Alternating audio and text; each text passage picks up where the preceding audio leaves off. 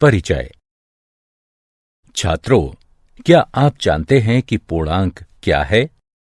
एक पूर्ण संख्या जो धनात्मक, ऋणात्मक या शून्य हो सकती है। सही। और पूर्ण संख्या क्या होती है? संख्याओं का वही समुच्चय जिसमें शून्य और सभी प्राकृतिक संख्याएं हों। बहुत अच्छे। आज हम वास्तविक संख्याओं के बारे में पढ़ेंगे। वास्तविक संख्याएं परिमेय और अपरिमेय संख्याओं से बनती हैं। वास्तविक संख्या पद्धति के कई उपसमुच्चय पूर्णांक, प्राकृतिक संख्या या पूर्ण संख्या होते हैं। आइए वास्तविक संख्याओं के बारे में विस्तार से अध्ययन करें। उद्देश्य। इस पाठ के अंत में आप निम्न करने में सक्षम हो जाएंगे। यूक्लिड की विभाजन प्रमेयिका को बताना, अंकगणित को आधारभूत प्रमेय को समझाना, अभाज्य गुणनखंडन विधि से प्रश्नों को हल करना। यूक्लिड विभाजन प्रमेयिका।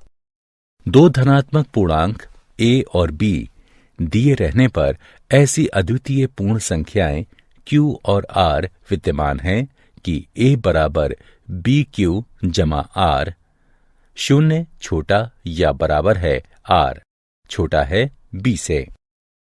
उदाहरण के लिए a बराबर 15, b बराबर 3 के लिए 15 बराबर 3 गुणा 5 जमा शून्य है, जहां q बराबर 5 और r बराबर शून्य है। प्रमेयिका। प्रमेयिका एक सिद्ध कथन होती है जिसका प्रयोग दूसरे कथनों को सिद्ध करने में होता है। एल्गोरिथम सुविचारित चरणों की श्रृंखला होते हैं जो एक प्रकार के प्रश्नों को हल करने की विधि प्रदान करते हैं। यूक्लिड विभाजन प्रमेयिका का प्रयोग दो संख्याओं का HCF ज्ञात करने के लिए किया जा सकता है। इसका प्रयोग संख्याओं की कुछ उभयनिष्ठ विशेषताएं ज्ञात करने के लिए भी किया जा सकता है। HCF कैसे ज्ञात करते हैं? दो धनात्मक पूर्णांकों C और D, C बड़ा है D से, का HCF ज्ञात करने के लिए हमें निम्न चरणों से इसका अनुसरण करना होता है। चरण 1। C और D पर यूक्लिड विभाजन प्रमेयिका का प्रयोग करिए। इसलिए हम ऐसे Q और R ज्ञात करते हैं कि C बराबर DQ जमा R हो। चरण 2। यदि R बराबर शून्य है तथा D, C और D का HCF है। यदि R शून्य के बराबर नहीं है तो D और R पर विभाजन प्रमेयिका का प्रयोग कीजिए। चरण 3। इस प्रक्रिया को तब तक जारी रखिए जब तक कि शेषफल शून्य ना हो जाए। इसी स्थिति में प्राप्त भाजक ही वांछित HCF है। HCF परिकलन का उदाहरण। आइए यूक्लिड एल्गोरिथम के प्रयोग से 455 और 42 का HCF ज्ञात करें। हल। चूंकि 455 बड़ा है 42 से, इसलिए हम 455 बराबर 42 गुणे 10 जमा 35 प्राप्त करने के लिए 455 और 42 पर यूक्लिड की विभाजन प्रमेयिका का प्रयोग करते हैं। शेषफल शून्य नहीं है, इसलिए हम 42 और 35 पर प्रमेयिका का प्रयोग करते हैं। 42 बराबर 35 गुणे 1 जमा 7। अभी भी शेषफल शून्य नहीं है, अतः हम 35 और 7 पर विभाजन प्रमेयिका का प्रयोग करते हैं। 35 बराबर 7 गुणे 5 जमा 0। हम देख सकते हैं कि शेषफल शून्य हो गया है और हम आगे नहीं जा सकते। इसलिए 455 और 42 का HCF इस स्थिति में विभाजक यानी 7 होगा।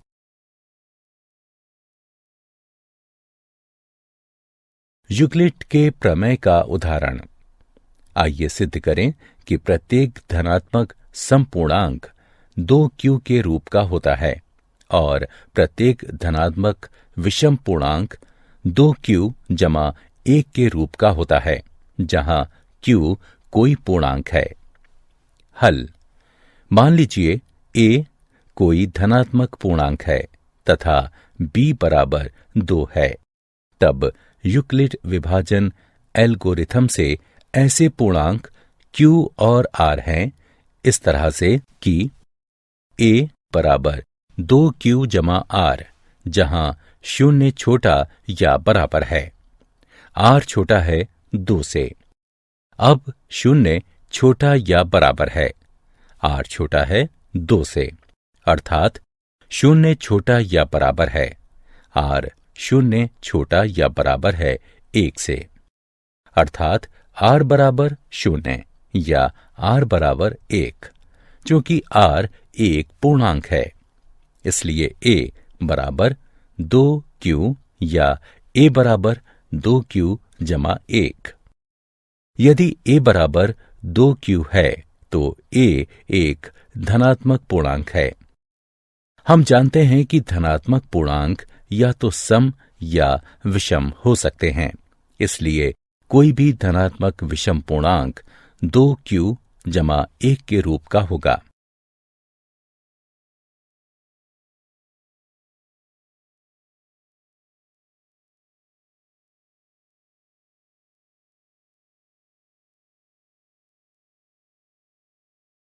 अंकगणित की आधारभूत सिद्धांत। मूल विचार यह है कि 1 से बड़ा कोई भी पूर्णांक या तो अभाज्य संख्या होता है या अभाज्य संख्याओं के गुणन से बनाया जा सकता है। इस प्रकार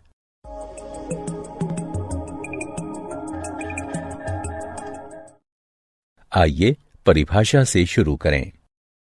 1 से बड़ा कोई भी पूर्णांक या तो अभाज्य संख्या होता है या अभाज्य संख्याओं के अद्वितीय गुणनफल या क्रम को नजरअंदाज करते हुए उसके रूप में लिखा जा सकता है। इन संख्याओं को देखिए। 2 अभाज्य है, 3 अभाज्य है, 4 2 गुणा 2 है, 5 अभाज्य है, 6 2 गुणा 3 है, 7 अभाज्य है, 8 2 गुणा 2 गुणा 2 है, 9 3 गुणा 3 है, 10 2 गुणा 5 है, 11 अभाज्य है, इत्यादि।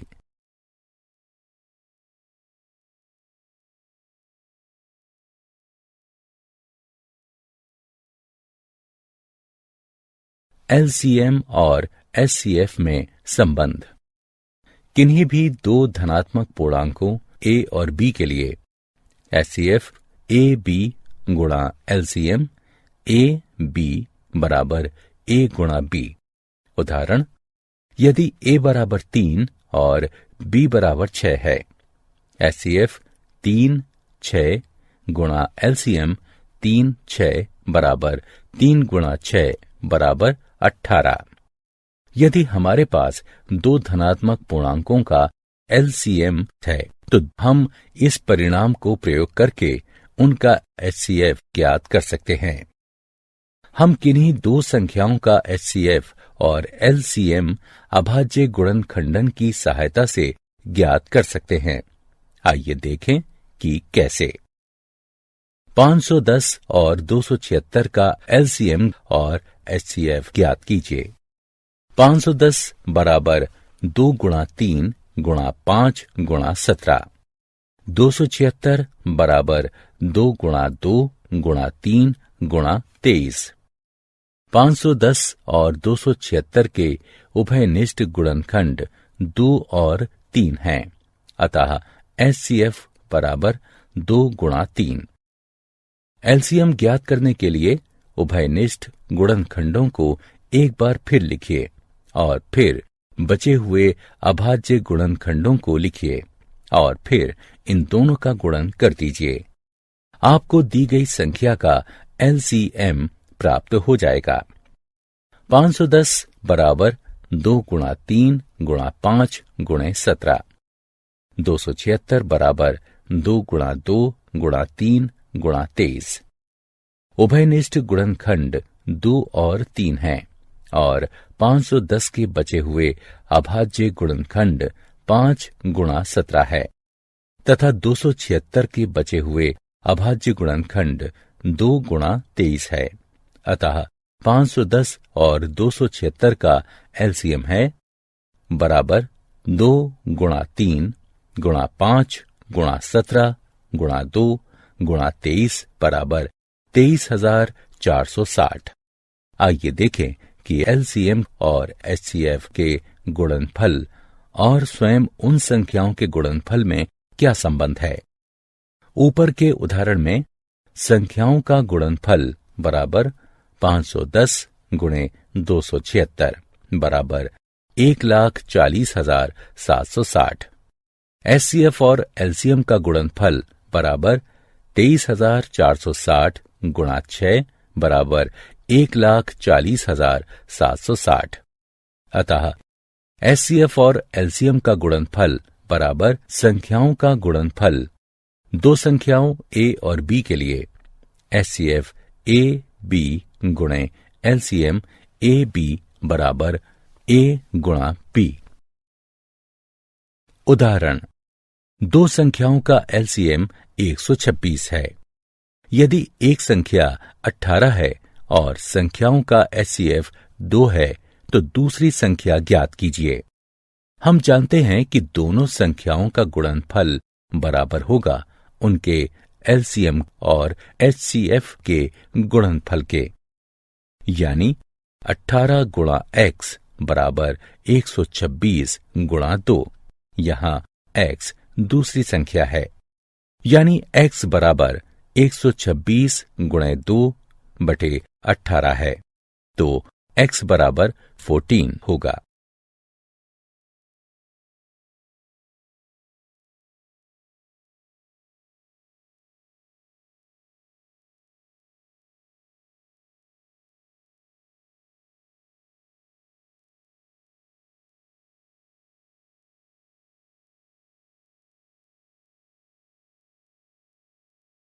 अंकगणित की आधारभूत प्रमेय का उदाहरण दिया है। 306 और 657 का एचसीएफ बराबर है 9 के, तो इनका एलसीएम ज्ञात कीजिए। हल, हम जानते हैं कि दो संख्याओं के एचसीएफ और एलसीएम का गुणनफल स्वयं उन संख्याओं के गुणनफल के बराबर होता है। इसलिए 306 और 657 का एचसीएफ गुणा 306 और 657 का एलसीएम बराबर होगा 306 गुणा 657 के, जो कि बराबर है 9 गुणा 306 और 657 के एलसीएम के। अर्थात इसे हल करने पर हमें एलसीएम प्राप्त होगा 22,338।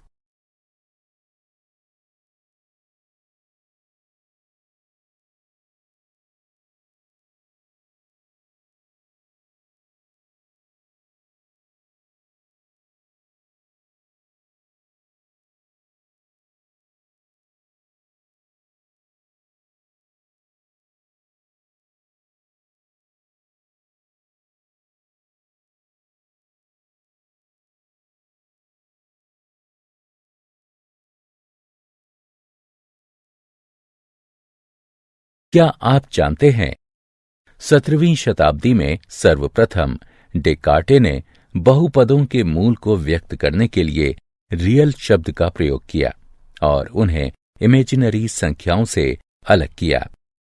कार्ल फ्रेडरिक गॉस को प्रायः गणितज्ञों का राजकुमार कहा जाता है तथा उनका नाम आर्किमिडीज और न्यूटन के साथ सर्वकालिक महानतम गणितज्ञों में लिया जाता है। उनका गणित और विज्ञान दोनों में मौलिक योगदान है। सारांश, आइए हमने जो कुछ सीखा है उसे संक्षेप में दोहराएं।